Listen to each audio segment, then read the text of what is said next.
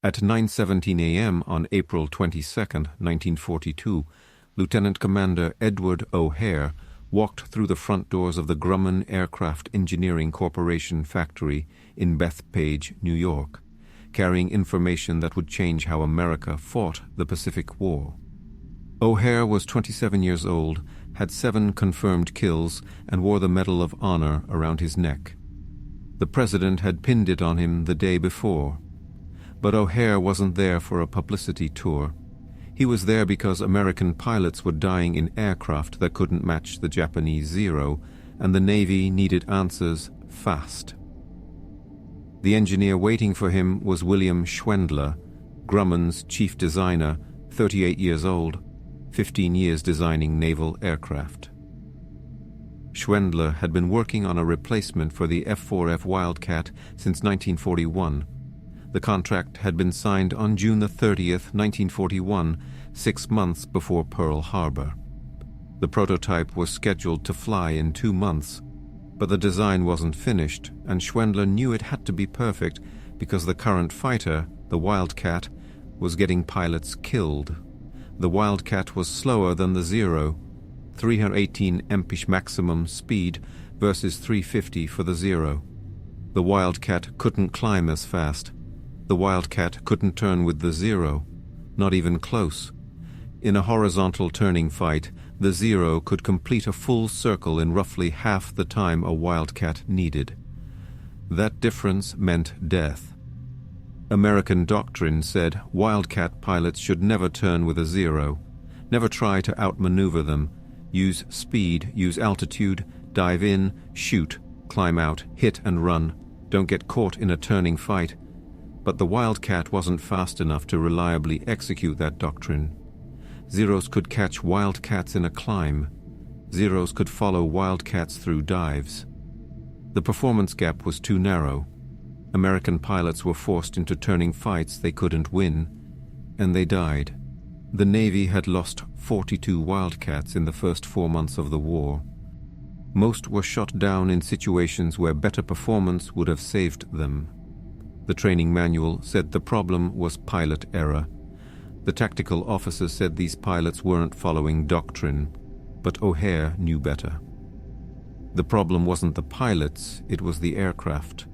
The Wildcat was a good airplane for 1941, but this was 1942, and the Japanese had been flying the Zero in combat since 1940. They'd had 2 years to perfect their tactics. They knew exactly how to exploit the Wildcat's limitations, and American pilots were paying the price. O'Hare had mentioned this to the Bureau of Aeronautics 2 weeks earlier. The Bureau listened because O'Hare had credibility. On February the 20th, 1942, O'Hare had single-handedly defended the carrier Lexington against 9 Japanese bombers. He shot down 5 of them in under 5 minutes, expending only 60 rounds of .50 caliber ammunition. It was the most spectacular display of aerial gunnery the Navy had ever seen. The Medal of Honor followed, but more importantly, O'Hare had survived 14 combat missions flying the Wildcat. He knew the aircraft inside and out. He knew what worked and what didn't, and he knew what American pilots needed to survive.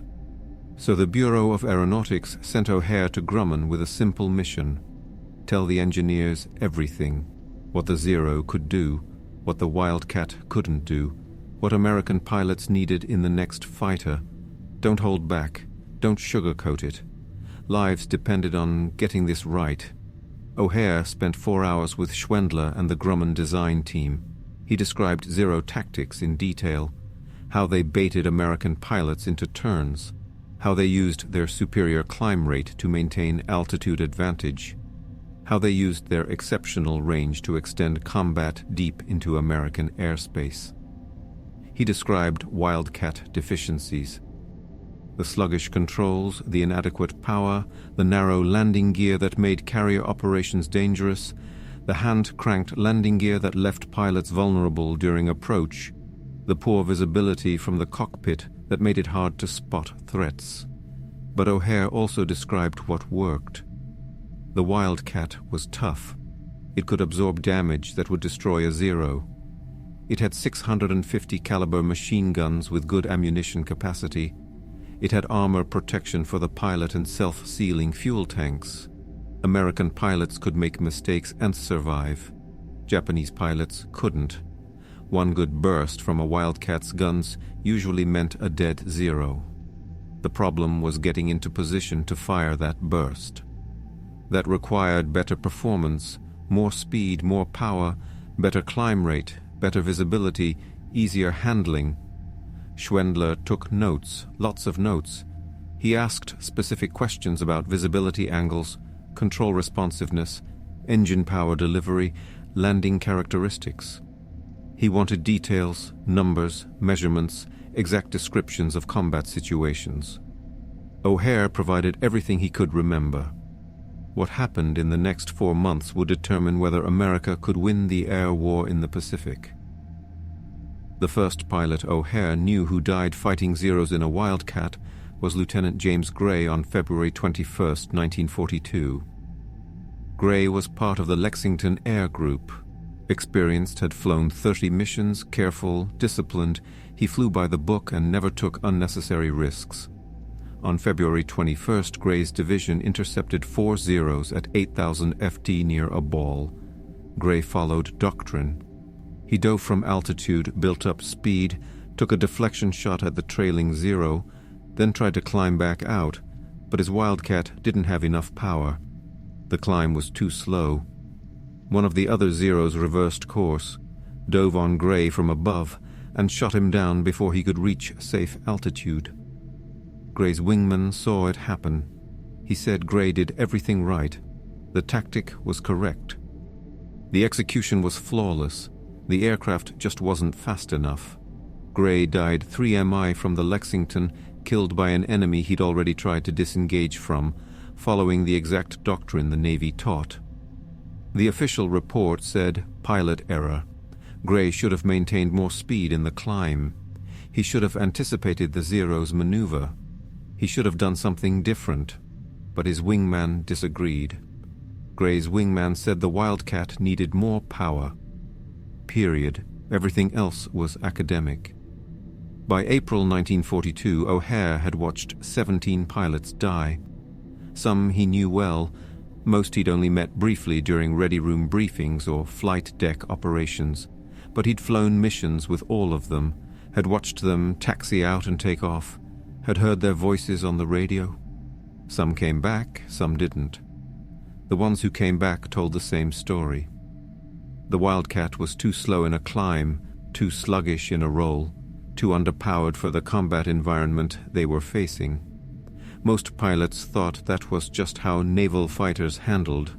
Big radial engine, lots of weight, some performance penalty was expected. But O'Hare knew that wasn't acceptable. He'd flown against Zeros. He'd survived because he was better than the average pilot and luckier than most. But average pilots couldn't survive in Wildcats, and luck ran out eventually. The Navy needed a fighter that gave average pilots a fighting chance. That meant better performance across the board. O'Hare mentioned this to his squadron commander, Lieutenant Commander John Thatch, one evening after Gray died. Thatch agreed. He'd been working on a defensive tactic called the Thatch that helped Wildcats survive against Zeros, but it was a workaround, not a solution.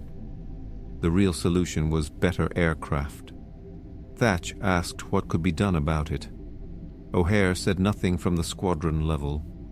This needed engineering changes that could only come from the manufacturer. It required someone who'd fought Zeros, explaining the problem directly to the people designing the next fighter. Thatch said the Bureau of Aeronautics was already working on that. They wanted O'Hare to go to Grumman after the Medal of Honor ceremony. It wasn't a request. The problem wasn't that American pilots didn't know what to do. They knew. Every briefing emphasized it. Every training flight drilled it. Never turn with a Zero. Use speed, use altitude, hit and run. The doctrine was clear. The problem was that combat didn't follow doctrine. William Schwendler had been designing naval aircraft since 1927. He was 41 years old, a graduate of Cornell University, one of the best aircraft engineers in America. He'd worked for Glenn Curtiss before joining Grumman in 1930. He designed the F3F biplane fighter, the F4F Wildcat, and was now leading the team designing the F6F Hellcat. Schwendler knew the Wildcat had problems. Pilots complained about the narrow landing gear, the hand crank system, the poor cockpit visibility, but those were known issues. What Schwendler needed was combat data, real information from real fights against real Zeros. The Bureau of Aeronautics provided some reports, but most were second-hand summaries written by intelligence officers who'd never flown combat. O'Hare's visit was different. O'Hare had fought Zeros multiple times and survived. He could describe exactly what happened in a dogfight, what worked, what didn't, what pilots needed. On April 22, 1942, O'Hare gave Schwendler that information. The meeting lasted 4 hours. Schwendler took 18 pages of notes. He asked about Zero maneuverability, climb rate, speed at different altitudes, armament, pilot tactics. O'Hare described everything he could remember. The way Zeros attacked from above using their superior climb rate, the way they baited Wildcats into turns, the way they used their long range to operate hundreds of crap miles from their bases, the way they exploited any altitude disadvantage. Schwendler asked what the Wildcat needed to be competitive. O'Hare said, "Power, lots of power, enough to climb faster than a Zero above 10,000 ft, enough to outrun a Zero in level flight at all altitudes." The Wildcat's Wright 1820 Cyclone engine produced 1,200 horsepower. That wasn't enough. The new fighter needed at least 2,000 horsepower, preferably more. Schwendler said the Pratt & Whitney R2800 double Wasp engine produced 2,000 horsepower. It was already being used in the VA F4U Corsair. Could Grumman use it in the F6F? O'Hare said, yes, absolutely. Whatever it took to get more power, the entire Pacific Air War depended on having a fighter that could match or exceed Zero performance. Everything else was secondary. Schwendler asked about other improvements. O'Hare listed them. Better cockpit visibility. The Wildcat's cockpit sat low in the fuselage. Pilots couldn't see threats approaching from certain angles. The new fighter needed the cockpit mounted higher with better all-around visibility. Hydraulic landing gear. The Wildcat's hand crank system was dangerous on carrier approaches. Pilots needed both hands for flying. The new fighter needed landing gear that extended and retracted with the flip of a switch. Better armor protection. The Wildcat had some armor, but not enough. The new fighter needed more armor around the cockpit, the oil tank, the fuel tanks. Heavier armament if possible. 650 caliber machine guns were good, but more firepower was better. Maybe 8 guns, maybe 20mm cannons, whatever could fit. Schwendler said all of that was possible. The F6F design was still flexible. Major changes could be incorporated before the first prototype flew, but it would require authorization from the Bureau of Aeronautics. Grumman couldn't just change the design based on one pilot's feedback, even if that pilot wore the Medal of Honor. This needed official approval. O'Hare said he'd talk to the Bureau. The Navy wanted a fighter that could beat the Zero. If Grumman could build it, the Bureau would approve it. Money wasn't the issue. Time was. 4 days later, on April 26, 1942, the Bureau of Aeronautics sent Grumman a directive. Install the Pratt & Whitney R2800 double Wasp engine in the second XF6F prototype. Redesign the airframe to handle the additional power. Mount the cockpit higher in the fuselage for improved visibility. Install hydraulic landing gear. Add whatever armor protection the structure could support. Keep the armament at 650 caliber machine guns for weight considerations, but design the wings to handle future upgrades. Build it as fast as possible. The Navy needed this fighter in combat by mid-1943 at the latest. Schwendler's team worked around the clock. The second prototype, designated XF6F3, was completely redesigned in 8 weeks. The new engine required a larger engine mount, a bigger propeller, reinforced wing spars to handle the torque. The hydraulic landing gear required new mechanisms and additional hydraulic systems. The higher cockpit required restructuring the forward fuselage.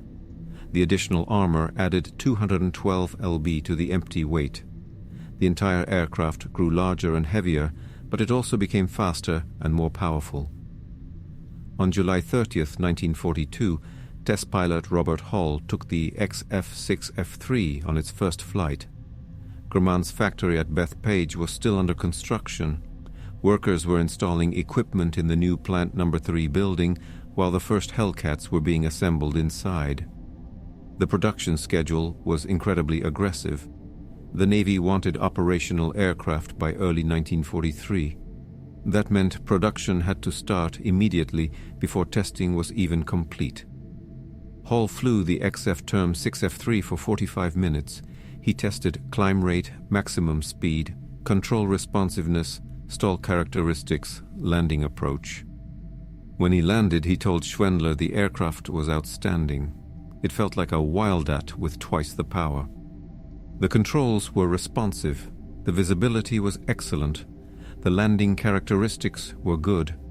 This was the fighter the Navy needed. But Hall also noted problems. The engine overheated at high power settings. The landing gear took too long to extend. The gun synchronization needed work. Normal prototype issues, but they needed to be fixed before production started. Schwendler's team went back to work. They modified the engine cowling to improve cooling. They adjusted the hydraulic pressure for faster gear extension. They refined the gun synchronization. In 3 weeks, they had solutions for every issue Hall identified. On October 3, 1942, the first production F6F3 took its first flight. The Navy accepted it. In January 1943, production ramped up fast. 12 aircraft in the last quarter of 1942, 128 in the first quarter of 1943, 130 in April alone. By summer 1943, Grumman was producing 500 Hellcats per month. The factory ran 24 hours a day, 7 days a week.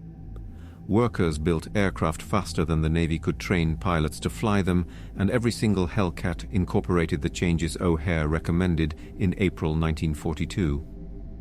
What neither O'Hare nor Schwendler realized was that those changes would reverse the air war in the Pacific within 6 months.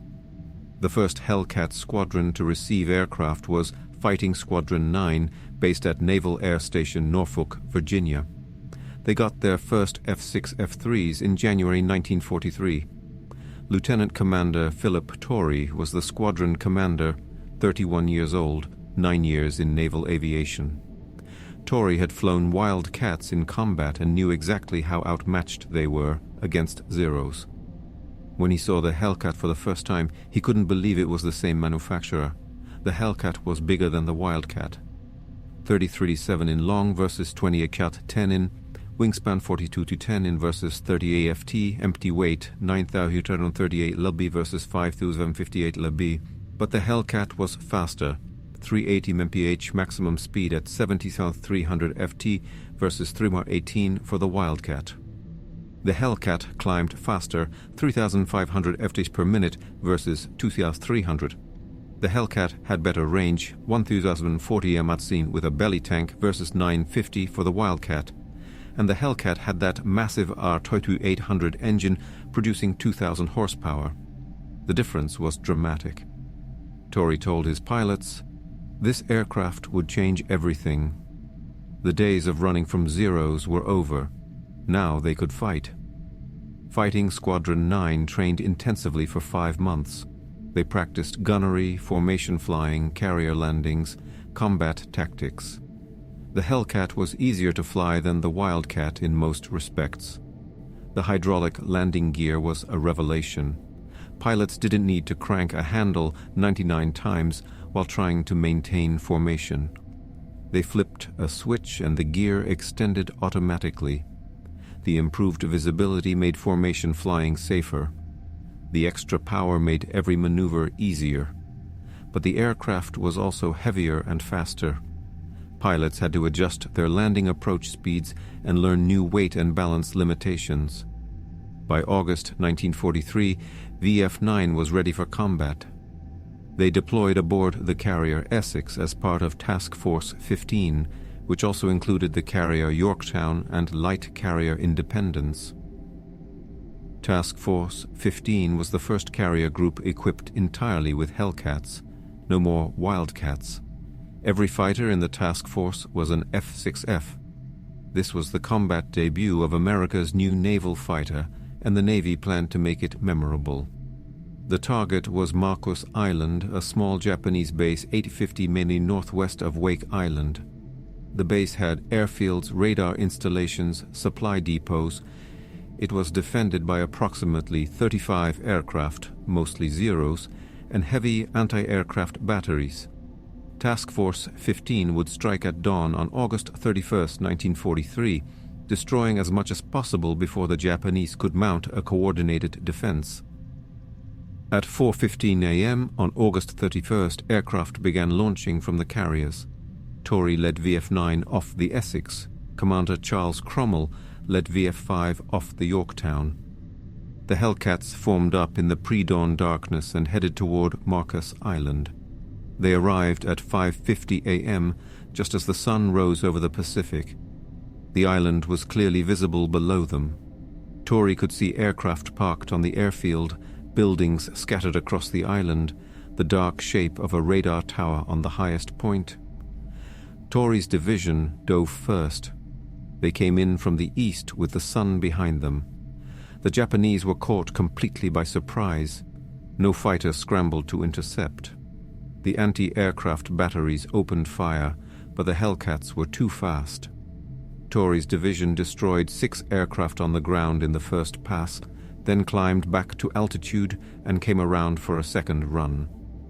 By then, the entire strike force was engaged. Bombers hit the fuel depots and supply buildings. Fighters strafed everything that moved. The island disappeared under smoke and fire. 2 Hellcats were lost to anti-aircraft fire. 1 pilot died. 1 was rescued by submarine 3 days later. But no Japanese aircraft got airborne. The raid was a complete success. More importantly, the Hellcat had proven itself in combat. It performed exactly as designed: fast, powerful, tough. Pilots returned to the carriers raving about the aircraft. It was everything the Wildcat wasn't. This was the fighter America needed. The next combat test came on September 1st, when Hellcats from the Independence intercepted a Japanese flying boat near Howland and Baker Islands. Lieutenant Junior Grade Richard Lowe and Ensign Arthur Nyquist teamed up to shoot it down. The first aerial victory for the Hellcat. More engagements followed. On October 5th, Hellcats from 4 carriers struck Wake Island. They encountered 34 Zeros. The Hellcats shot down 22 Zeros and lost 6 aircraft, 4 to Zeros and 2 to anti-aircraft fire. The kill ratio was better than 3-1, far better than the Wildcat ever achieved. But the real test came on December 4th, 1943, at Kwajalein Atoll in the Marshall Islands. 91 Hellcats from 3 carriers encountered 50 Zeros defending the ATL. The Zeros attacked aggressively, using for the 70 DEFA tactics that had devastated Wildcats for 2 years. But this time, those tactics didn't work. The Hellcats were faster. They climbed better. They had more power. When Zeros tried to get into turning fights, Hellcats could disengage and climb away. When Zeros tried to dive away, Hellcats could follow them down. The performance gap had reversed. Now the Americans had the better aircraft. The battle lasted 37 minutes. The Hellcats shot down 28 Zeros. Only 2 Hellcats were lost. The kill ratio was 14-1. It was the most lopsided aerial victory American naval aviation had achieved against Japanese fighters in the entire war. and it proved conclusively that the Hellcat was superior to the Zero in combat. Word spread through the Pacific Fleet. The Hellcat was the real deal. It wasn't just better than the Wildcat, it was better than the Zero. American pilots finally had an aircraft that gave them a fighting chance. By the end of December, 6 carrier air group Alps were equipped with Hellcats. More were in training. The Navy's entire fighter force was transitioning to the F6F. The Wildcat was being relegated to escort carriers where its shorter takeoff distance was advantageous. The Hellcat became the standard fleet carrier fighter, and pilots loved it. The Japanese noticed the change in late 1943. Pilot reports from Japanese carrier and land-based air groups mentioned that American fighters were performing differently. They were faster, more aggressive, harder to evade. Tactics that had worked reliably against Wildcats were failing against these new aircraft. The Japanese designated the Hellcat as Grumman 6, distinguishing it from the earlier Grumman 4 Wildcat. But identifying the aircraft was easier than countering it. Lieutenant Commander Saburo Sakai was one of Japan's top aces with 64 confirmed kills. He'd been fighting American pilots since Pearl Harbor. He knew how to exploit Wildcat weaknesses. But in February 1944, Sakai engaged a Hellcat over a ball and discovered those old tactics didn't work anymore. Sakai tried his standard approach. He positioned his Zero at altitude, waited for the American to commit to an attack run, then reversed course and dove to get behind the American during the climb out. It had worked dozens of times against Wildcats, but the Hellcat climbed faster than Sakai expected. By the time he completed his dive and pulled up, the Hellcat was already back at altitude and positioning for a counterattack. Sakai had to break off and run. It was the first time in the war he'd been forced to disengage from a defensive position against an American fighter. Other experienced Japanese pilots reported similar encounters. The Americans weren't flying differently, they were still using the same boom and zoom tactics, but their aircraft were executing those tactics faster and more effectively, fractionally, but enough to matter. Enough to disrupt the timing that Japanese pilots had learned to exploit. Japanese intelligence tried to determine what had changed. They examined wreckage from downed Hellcats, looking for modifications or new equipment. They found nothing unusual. The Hellcat was just a better aircraft. It had more power, better speed, better climb rate. The engine was bigger. The airframe was stronger. Everything about it was designed to outperform the Zero in the specific areas that mattered most in combat. The Japanese tried to adapt.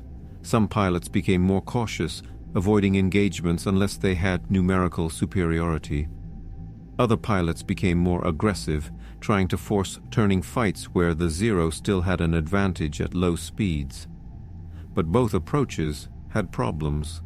Cautious flying meant giving up the initiative. Aggressive flying meant taking more risks against an aircraft that could absorb more damage than the Zero. Either way, Japanese pilots were losing. By mid-1944, Japanese carrier aviation was in crisis. They'd lost most of their experienced pilots at Midway and in the Solomon Islands campaign. The replacements were hastily trained and inexperienced.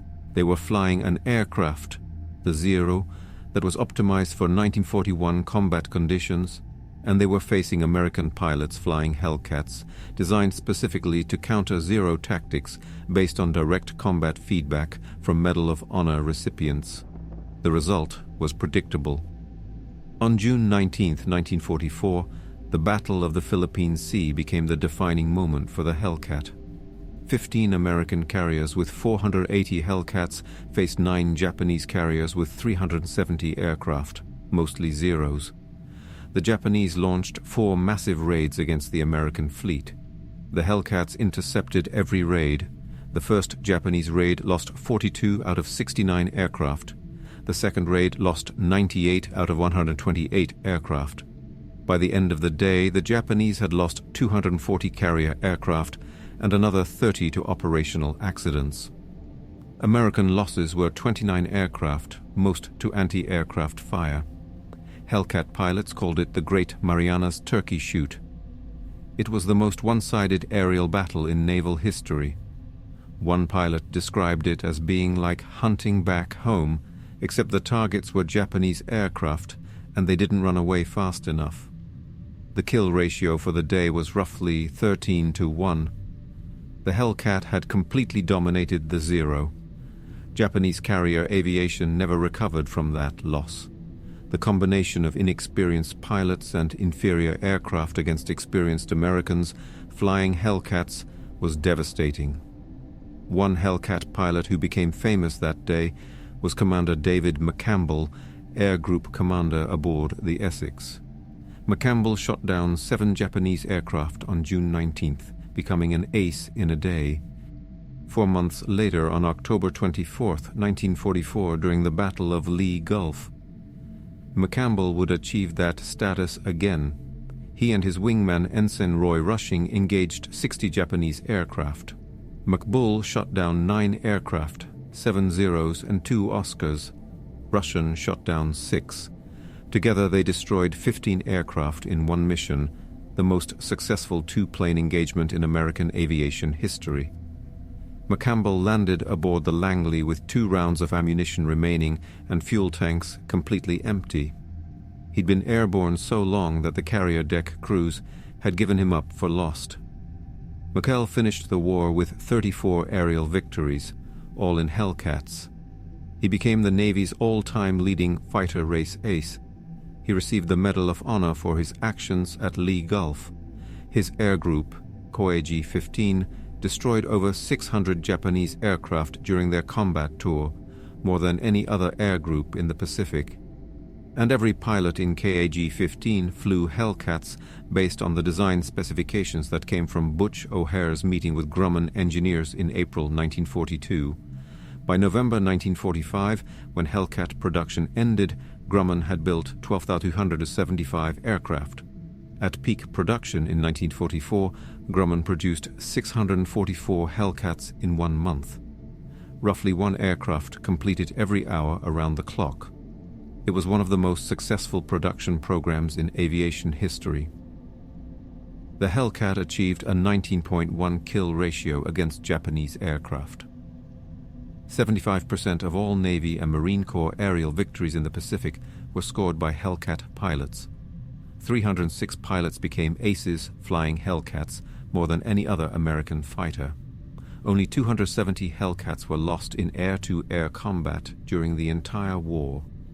The aircraft was so successful that, late in the war, Navy evaluations comparing Allied and captured Axis fighters ranked the Hellcat at the top in most categories. It was faster than the Zero, tougher than the Zero, better armed than the Zero, and easier to fly than the Zero. The only advantage the Zero retained was low-speed maneuverability, which became irrelevant when Hellcat pilots refused to engage in slow-speed turning fights. The design became official in ways O'Hare never saw. On November 26, 1943, Lieutenant Commander Edward O'Hare took off on a night combat air patrol mission aboard a Hellcat from the carrier Enterprise. He was testing new night fighter tactics using radar-equipped Avenger torpedo bombers to guide fighters to Japanese bombers attacking the fleet. The tactics worked. The formation intercepted Japanese aircraft in darkness, but during the engagement, O'Hare's Hellcat disappeared.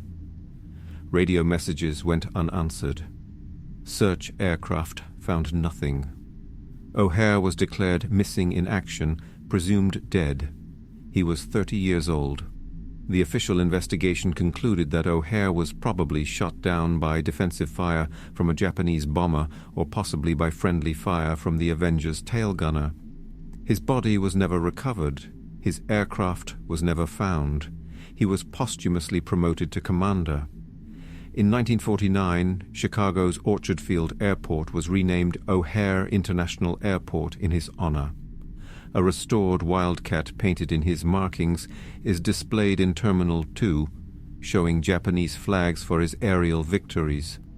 the display was formally opened on the 75th anniversary of his Medal of Honor flight. William Schwendler continued designing aircraft for Grumman through the end of the war. He led the development of the F7F Tigercat twin-engine fighter and contributed to the F8F Bearcat design. After the war, he worked on jet aircraft before retiring in 1960. He never received public recognition for the Hellcat design, though his name appeared in Grumman internal documents as chief design engineer. He died in the early 1980s. His obituary mentioned his work on naval aircraft, but didn't specifically mention the Hellcat or the meeting with O'Hare that shaped its design. David McCampbell survived the war. He stayed in the Navy, eventually reaching the rank of captain. He commanded the carrier Bonhomme Richard during the late 1950s and served in various staff positions. He retired in 1964. He remained active in naval aviation circles, attending reunions and speaking at events. He told the story of the Hellcat many times, always emphasizing that it was the best carrier fighter of World War II.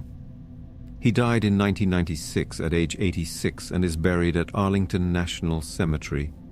A destroyer, USS Maxwell, was commissioned in his honor in 2002. The Hellcat remained in service with the Navy until 1954, when the last F6 F5N night fighters were retired from operational squadrons. Some were converted to Remotech-controlled drones and used in the Korean War to attack North Korean targets. Others were sold to foreign air forces. The French Navy used Hellcats until 1961, flying them from the carrier Aromanes. Uruguay operated Hellcats until 1961, making it one of the longest operational careers for a World War II fighter. In 1987, the National Naval Aviation Museum in Pensacola, Florida, restored an F6F Hellcat in the markings of McCampbell's aircraft, Mincy 3, with 34 Japanese flags painted on the fuselage. The aircraft is on permanent display. Visitors can see exactly what the most successful American naval fighter of World War II looked like. 7 Hellcats remain airworthy today, all based in the United States, regularly flying at air shows and commemorative events. The historical record eventually documented the connection between O'Hare's visit to Grumman and the Hellcat's design. In 1991, a naval historian researching World War II carrier operations found references to O'Hare's April 1942 meeting in Bureau of Aeronautics files. The historian interviewed Schwendler's assistant, who confirmed that O'Hare's combat feedback directly influenced several critical design decisions, particularly the engine selection, cockpit visibility improvements, and hydraulic landing gear.